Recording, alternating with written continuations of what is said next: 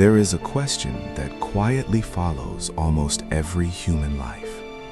Most people never say it out loud, but sooner or later, everyone feels it. Why does life hurt so much? Not just during tragedies, not only when something catastrophic happens, but in the quiet, ordinary moments of living. People we love disappear. Relationships fracture. Dreams we believed in slowly dissolve. And somewhere along the way, we begin to sense something deeply unsettling. Pain does not seem to be the exception in life. It seems to be part of the design. This realization is not new. For thousands of years, philosophers and thinkers have wrestled with the same disturbing insight. Life contains loss. Life contains uncertainty. Life contains suffering. And no matter how comfortable or protected someone's life may appear, reality eventually breaks through. Many people spend years, sometimes decades, living inside invisible illusions. We assume our loved ones will always be there. We assume our bodies will remain strong. We assume the world is stable and predictable. But life has a way of confronting us with truths we would rather avoid. Death appears. Illness appears. Time begins to reshape everything we once recognized. And in those moments, the protective stories we tell ourselves about the world begin to collapse. We realize something that is both obvious and terrifying. No human life escapes these forces. This realization raises a deeper question. If pain and loss are inevitable, why does suffering affect us so profoundly? Part of the answer lies in how the human mind processes overwhelming experiences.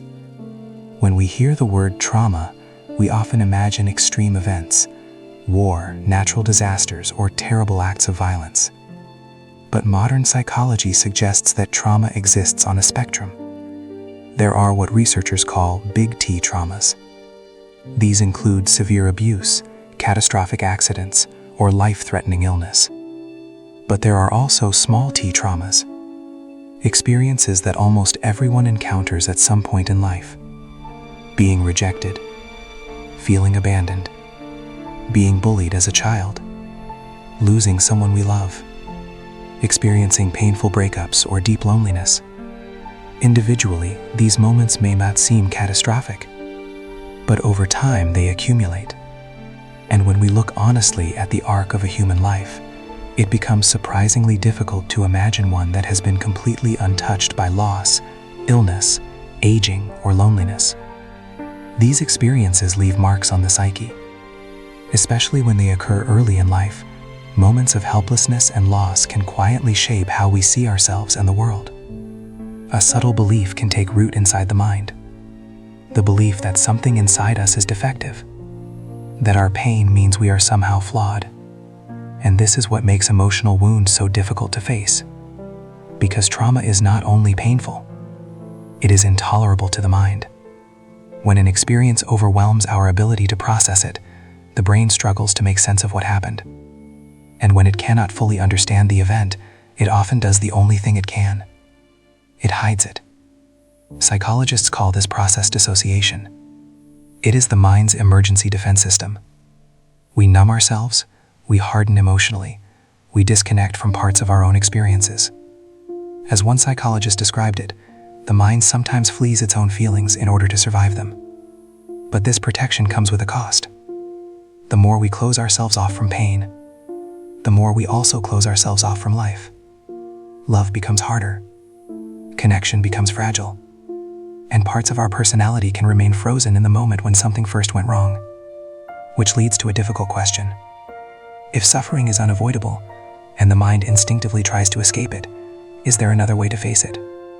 For many people, the instinctive reaction is to fight pain, suppress it, or distract themselves from it.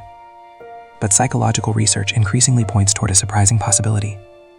The relationship we have with our pain may matter more than the pain itself. When we stop running from difficult emotions and begin to observe them with curiosity rather than judgment, something subtle begins to change. Experiences that once felt overwhelming start to become understandable. Emotions that once felt chaotic begin to organize themselves. And slowly, the very thing we tried so hard to avoid begins to reveal something deeper. Because suffering is not always just destruction. Sometimes it is information. It reveals where we were hurt, where we felt abandoned, where we longed for connection. And when we allow ourselves to face these experiences instead of fleeing from them, something unexpected can emerge. Compassion, first for ourselves, and then for others. In the end, suffering is not something we can completely eliminate from life. No human being can. But there is something we can change. We can change how we meet it. And sometimes, the experiences that hurt us the most become the very experiences that wake us up to our own inner world, and to the hidden struggles of the people around us. Because the truth is this: suffering does not only break us. If we allow it, it can also make us more human. And yet, there is another layer to this story that makes the question even more unsettling. Because suffering alone is not what confuses people the most.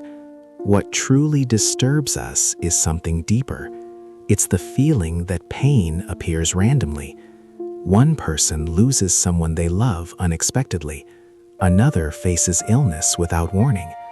Another wakes up one day realizing their entire life has taken a direction they never intended.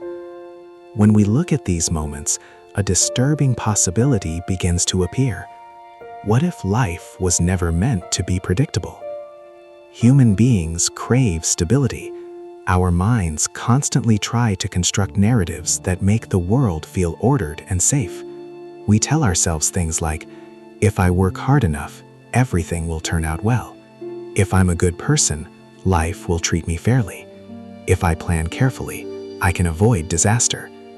These beliefs are comforting, but reality does not always cooperate with them. And when those beliefs collapse, the emotional shock can be far greater than the original event itself. Because what breaks is not only the moment. What breaks is the story we told ourselves about how life was supposed to work. This is why certain experiences shake us so deeply. Not only do they hurt, they also force us to confront something most people spend their entire lives trying to avoid: our lack of control. We control far less than we imagine. We cannot control time. We cannot control other people. We cannot fully control what happens to our bodies, our relationships, or our circumstances. And when the mind truly recognizes this, it reacts in one of two ways. Some people respond by trying to control even more. They become rigid, perfectionistic, anxious. They try to predict every possible outcome. Others respond by numbing themselves. They distract themselves constantly with work, entertainment, endless stimulation, anything that prevents them from sitting quietly with their own thoughts. Both strategies have the same goal: avoiding the raw experience of being human. But something interesting happens when people stop running from that experience. When someone pauses long enough to observe their own inner world, without immediately trying to fix it or escape it, a subtle shift begins to occur. They begin to notice patterns. They notice how the mind creates stories, how fear exaggerates future threats, how painful memories quietly shape present reactions, and slowly, a realization begins to emerge. Much of our suffering does not come only from what happened to us. It comes from how our minds keep replaying it. The arguments we relive in our heads, the things we wish we had said differently, the fears about what might go wrong tomorrow. In other words, the mind is constantly trying to protect us, but sometimes it becomes trapped inside its own protective mechanisms. And this leads to a surprising discovery. When we observe our thoughts instead of immediately believing them, they begin to lose some of their power. The past stops feeling like a prison. The future stops feeling like a looming catastrophe. And the present moment, something most people rarely notice, begins to feel different. Not perfect, not free of difficulty, but more real. Because for the first time, we are no longer fighting our own experience. And this is where the original question begins to transform. The question was never only, why does life hurt so much? The deeper question is this: what if pain is not only something to escape, but something to understand? Throughout history, many of the people who developed the deepest insight about life did not arrive there through comfort. They arrived there through difficulty. Loss forced them to reflect. Uncertainty forced them to question their assumptions. Pain forced them to look inward. And what they discovered was something paradoxical. The very experiences that once seemed meaningless sometimes become the experiences that give life its depth. They make empathy possible. They make connection real. They allow us to recognize suffering in others, not as something abstract, but as something familiar.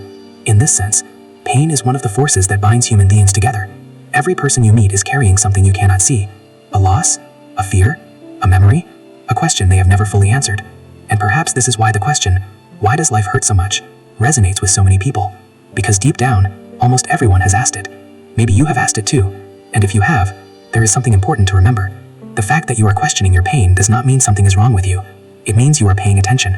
And paying attention is where understanding begins. So now the question comes back to you.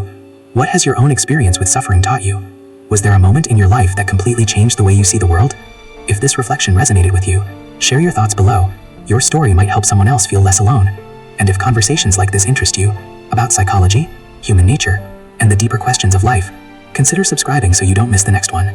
Because sometimes, the questions that disturb us the most are the ones that lead us to the most important insights.